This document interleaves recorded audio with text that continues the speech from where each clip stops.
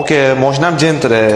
Chuqurlardan o'tganimda ham to'qillab, ham g'irchillagan ovozlar eshitilyapti. Nimadan bo'lishi mumkin? Oke, uning uchun bizning servisimizga mashinangizni olib kelasiz.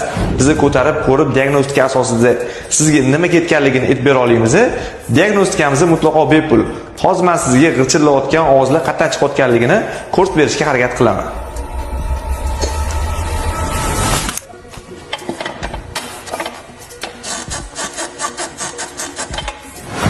Ko'rayotganinglardek bu hadovoy rezinkalar bo'ladi.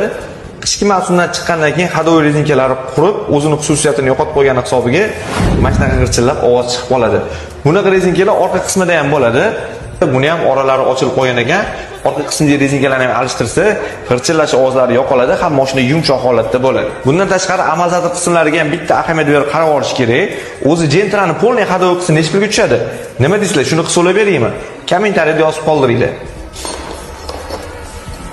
Oke, faqat Gentra'ni hisoblab berasizmi deganlar uchun sizlarda qanaqa mashina bor? Qanaqa mashinani hadovoylarini hisoblab beraylik. Kommentariyaga uni ham yozib qoldiringlar. Hadovoy xizmatlari uchun nomer qoldirib qo'yamiz. Bemalol shu nomerlarga aloqaga chiqsanglar bo'ladi.